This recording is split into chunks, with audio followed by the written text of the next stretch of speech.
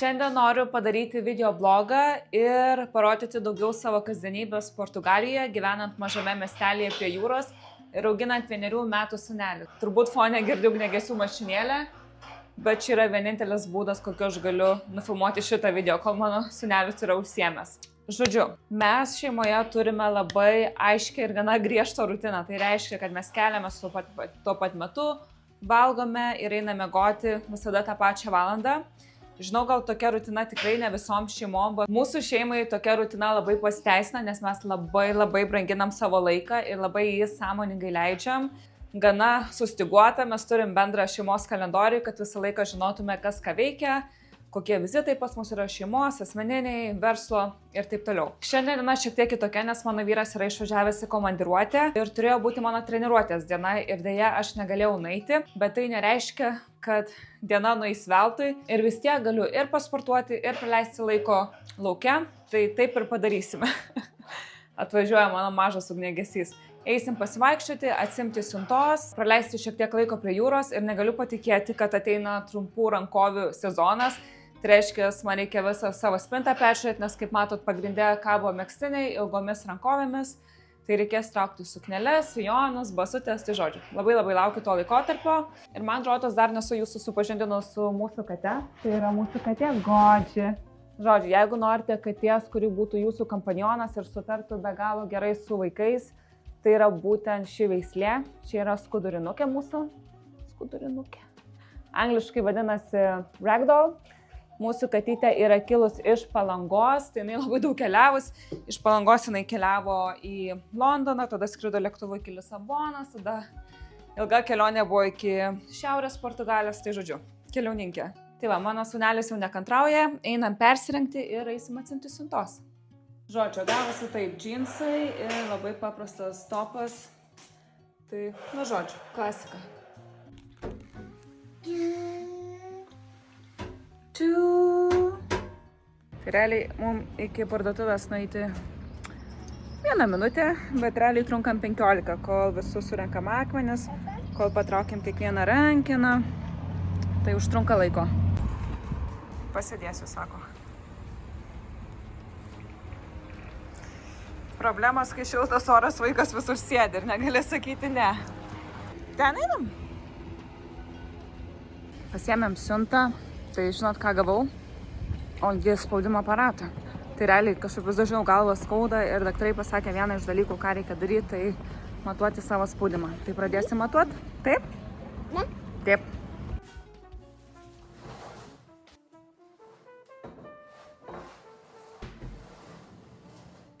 O pietum šiandien burokėlių sriuba. Tai man kartais labai užsinori lietuviškų skonių, o Portugalijoje jie visiškai nevalgo burokėlių. Tai man burokėliai yra pats geriausias dalykas. Ar tai burokėlių salotos, ar sriuba, ar šaltibarščiai, tai karts nuo karto pasilepinu burokėliais. Tai va, lauke pasivaikščiojom, dabar laikas pietaut, kol sūnelis miegos, tuo metu bandysiu pasidaryti darbus prie kompiuterio. Ir ką, po pietų vėl eisim lauką. Leidžiam laiką prie jūros, visos kavinės dar uždarytos, tai mums daug vietos, kur žaisti. Ir gera tiesiog girdėti jūros ošimą ir būti tokioje ramybėj.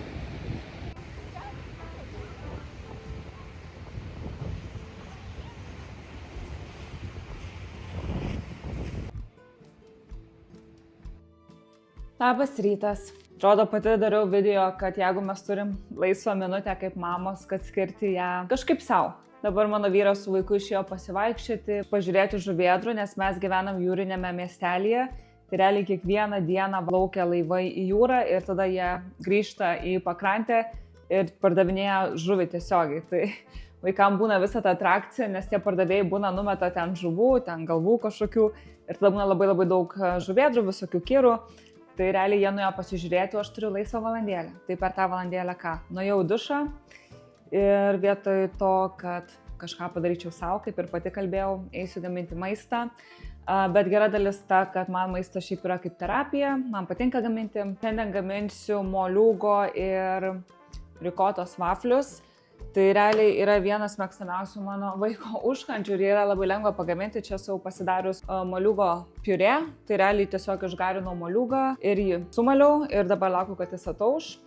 Ir gaminsiu moliūgų rikotos vaflius, kaip ir minėjau, ir realiai man labai patinka pasigaminti daugiau, nes juos labai yra gerai užšaldyti, o tada tiesiog įdedi į airfryerį ar skrudintuvą kokį ir gali vaikas valgyti ir taip pat labai gerai, nes gali užkandžiauti juos šaltus. Ir visą laiką aš renkuosi sveikesnės alternatyvas ne tiek savo vaikui, bet ir mūsų šeimai. Tai realiai mes beveik visai nenaudojam cukraus, aš turiu pakelį galiu 3 metus.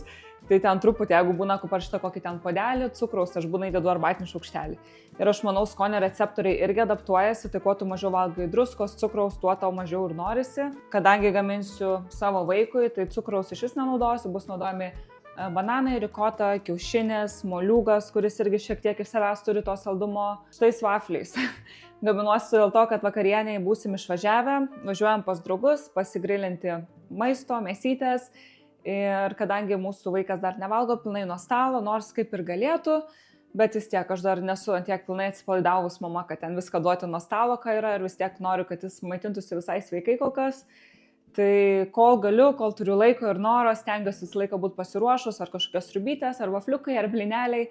Tai realiai man užtruks kiek čia 20 minučių pasidaryti ir vaikas turės sveiką užkandį. Dar vienas žiauriai fainas dalykas, kad anksčiau aš būdavo, jeigu darau kokią blynų tešlą ar pyragų, net sakyčiau, aš maišyčiau viską atskirai puodę, bet dabar, kai pradėjau gaminti vaikui, naudoju labai dažnai šitą BEABA, Baby Cook, nežinau, ar teisingai ištariu, tai realiai šitas mikseris yra žiauriai galingas. Ir taip, tai viską galiu sumalti, net smūtį pasidaryti, šaldytų vaisių. Tai realiai aš dabar visus ingredientus tiesiog dedu į šitą indelį, sumalu. Ir vafliam tešla bus pagaminta visame indelėje. Tai realiai man daug mažiau indų plauti ir po to labai lengva įpilti į keptuvę. Ir vienas mano mylimiausių ingredientų tai yra cinamonas. Jo naudoju tikrai daug, nes manau, kad prideda labai skanų skonį ir puikiai dera su moliūgu. Keptuvė kaista. Ir ką, ir dabar iš viso šito bendro tiesiog kepilu. Karšta.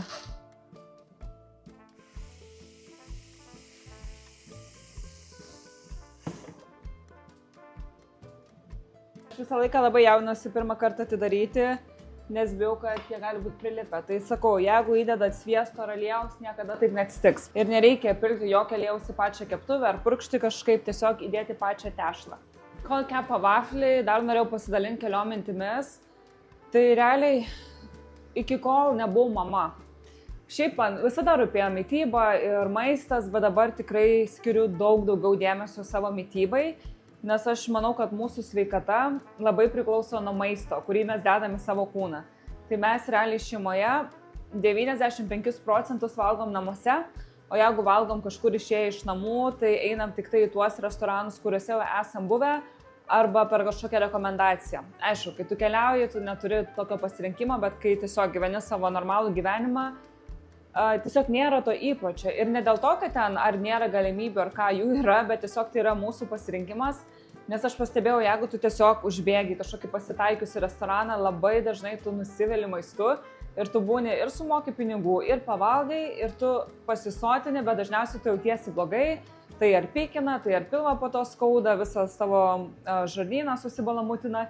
Ir po to reikia kelių dienų atsigauti. Tai lygiai taip pat yra su maisto užsisakymu. Atrodo, tą akimirką, oi noriu, lik save pasilepinti kažkaip, bet tai yra dažniausiai kažkoks emocinis valgymas ir nuo to tik būna po to blogiau, būna maisto pagirios, kaip aš sakau. Tai tikrai, jeigu yra galimybė valgyti namie, visada gaminsimės namuose.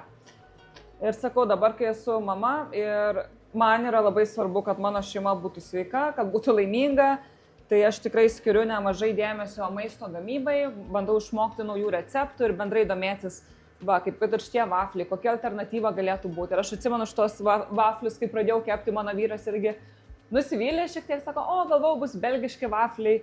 Aš sakau, galiu ir belgiškų iškepti ten, kur tau viskas traškės burnoj nuo to cukraus, bet ar tu tikrai nori?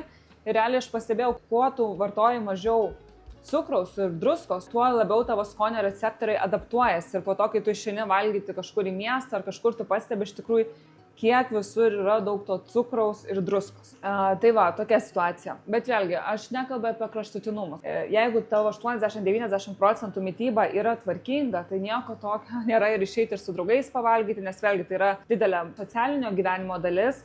Bet net jeigu eini į restoranus, tada iš anksto žinoti, kur tu eisi, aš net būna persižiūriu meniu, ką valgysiu, kad žinau, kad nebūtų, kad ateinu, nėra ką valgyti, susakysiu, bet ką, ko net nenoriu ir po to gailėsiu.